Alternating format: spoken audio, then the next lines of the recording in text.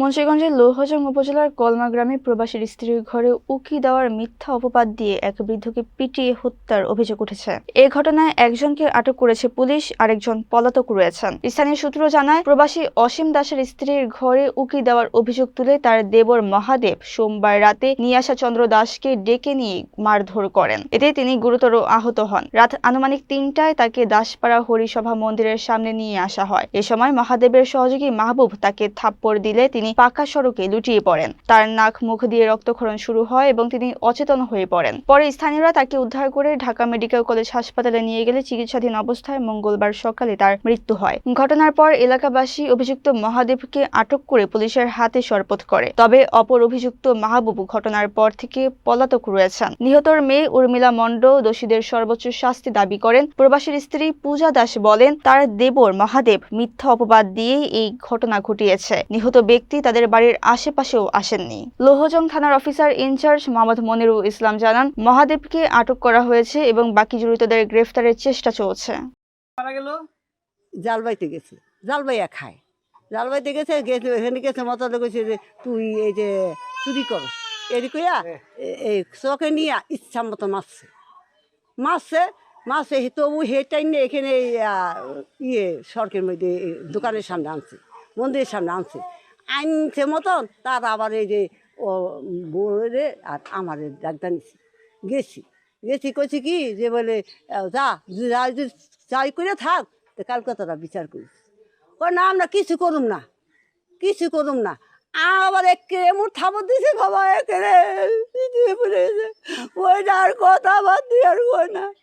এবার মাথায় মধ্যে জল রাতে কয়েক ঘেটি দেওয়া রক্ত মায়ের ঘেটি ফেটে গেছে আর মুখ দা নুল পরে আর কি লয়ে গেছে এই টঙ্গির বাড়ি ধরে নাই লয়ে গেছে ঢাকা বাবা রে আর কি ওই কোমরে রে।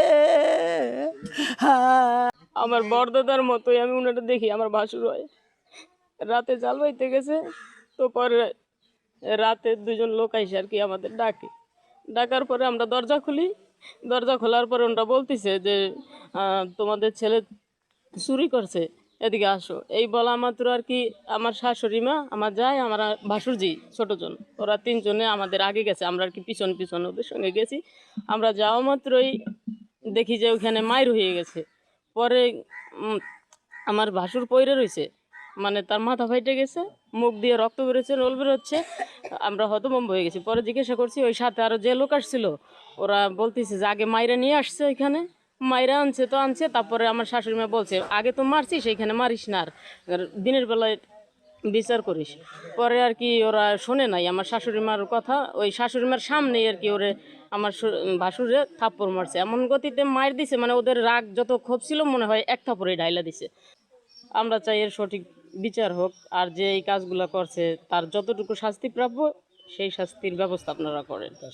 নিয়ে মাইরা ফেলাইছে, আমার ছোট ভাই বোন আছে, আমার মা একা, আমার বাবা শুধু একা কাজ করে সংসার চালায়। তো আমাদের এখন সংসার কিভাবে চলবে? আর যে আমার বাবাকে মারছে তার যাবজ্জীবন কারাদণ্ড হোক আর মৃত্যুদণ্ড হোক, এটাই আমরা চাই। ছেলেটা মারা গেছে, ওই ছেলেটার ওরা ধরে লইছে। রাত্রে আইনা আমার ডাক দিছে, রাত্রে 3টা বাজে এসে আমি এখানে গিয়া দেখি যে ওরা হইলো 4-5 জন লোক, তো ওই যে যারা আমি মারছে।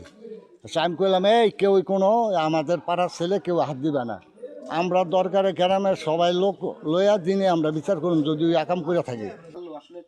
না, তার সাথে উনি তো মুরব্বী বয়সে, আমার বাবার বয়সে একটি লোক, উনি আমার বাড়ির আশেপাশেও কালকে আসে নাই।